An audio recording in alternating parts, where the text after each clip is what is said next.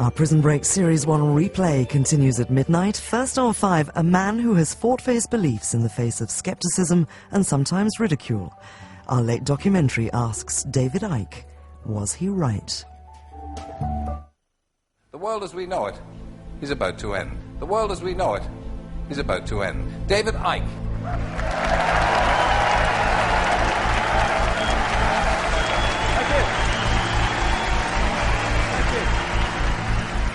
The greatest form of control is where you think you're free when you're being fundamentally manipulated and dictated to. One form of dictatorship is being in a prison cell and you can see the bars and touch them. The other one is sitting in a prison cell but you can't see the bars, so you think you're free. What the human race is suffering from is mass hypnosis. We are being hypnotized by people like this. Newsreaders, politicians, teachers, lecturers. We are in a country and in a world that is being run by unbelievably sick people. The chasm between what we're told is going on and what is really going on is absolutely enormous. The greatest hypnotist on planet Earth is a oblong box in the corner of the room. It is constantly telling us what to believe is real.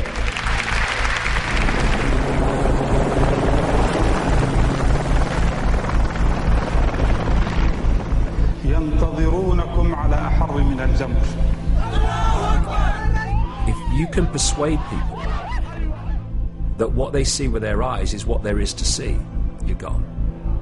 Because they'll laugh in the face of an explanation that portrays the bigger picture of what's happening. And they have.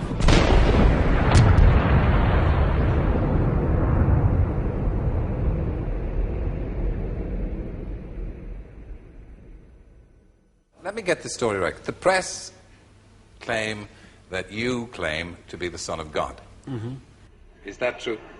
Yes, you see, the thing is that it's quite funny, really. You know. Well, if you say David Icke to most people, what will come to mind, those of a certain age, will be, that was that bloke on Wogan.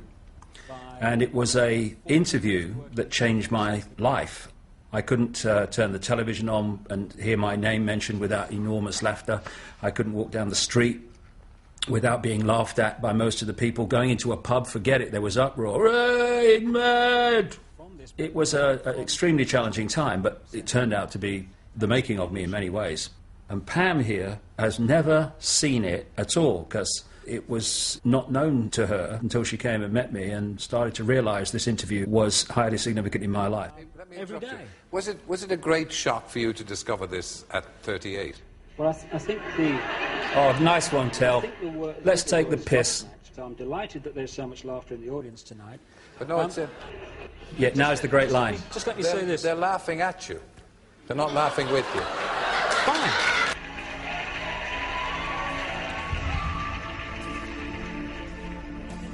For me, watching that, I find it really painful to hear an audience laugh at anyone. There was something so powerful for me in watching what you were saying. It resonated true with me, and for people to laugh hurt me greatly. And these other energies have a frequency. I remember one day going out to fetch the washing in, and there was a camera outside filming you just getting the washing in off the line and bringing it in up to the house. And coming out and people shouting from the top of the scaffolding, "Oi, nutter," "Oi, Jesus," or "Where's your Bible," or whatever. Your family's this, your dad's mad, blah, blah, blah. Whatever the headline was that day, you know.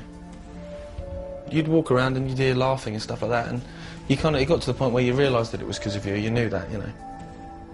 I can remember Gareth coming home one day and saying, some boy had said, "Your dad's mad."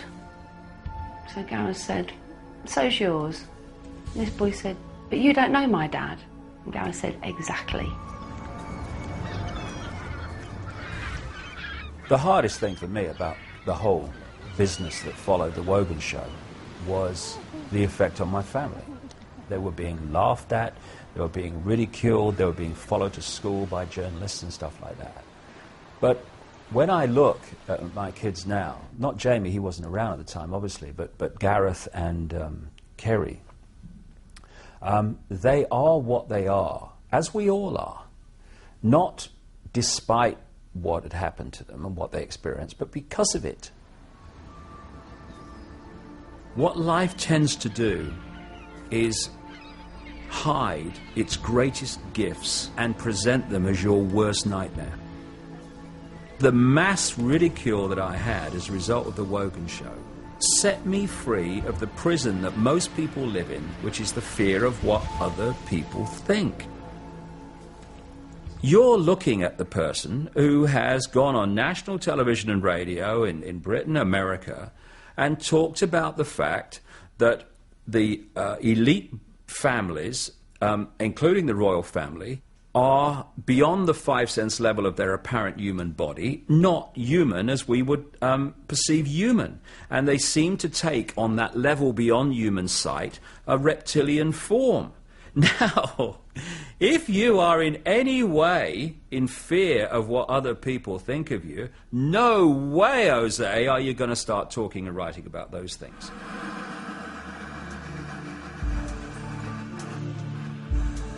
They're laughing at you. They're not laughing with you. Fine.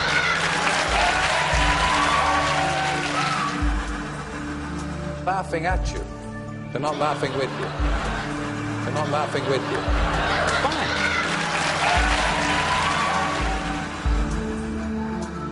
Fine. Towards the end of 1989, I started getting this feeling to go to Peru. So purely on intuition, I got on a plane to Peru. I'm daydreaming, looking out the window. It's like a transit van thing with windows. Suddenly I saw this mound. And as I looked at the mound, all I got in my head was, come to me, come to me, come to me, come to me, over and over. And I'm thinking, that mound's talking to me. What's happening? I walked up the mound, and when I got to the top, there was a circle of standing stones. And I walked to the center of this circle, and suddenly my feet started to burn. It's like I'm plugged into the mains. I mean, I'm kind of shaking. And then I heard this line go through my head really clear. First of all, they will be talking about this 100 years from now. And secondly, it will be over when you feel the rain. And then the rain hit me, and it was like, boom, off. I was never the same again. What started to happen was concepts were pouring into my mind. It was like my mind got to the point where it could no longer filter this information that was pouring into me. And that was the period that I hit the Wogan show.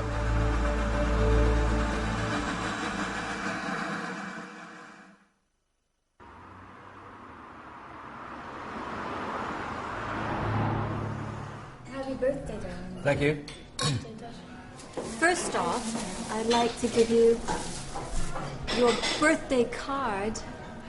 I didn't fall in love with David Icke. I fell in love with a man. I was on a journey myself. My life took me to Jamaica in 1997, August, to a conference, and it was there that I heard David Icke speak about the 5 sense understanding of the manipulation. And I, like 1,000 other people at that conference, listened to that, and it absolutely, you could hear a pin drop during this 4-hour talk.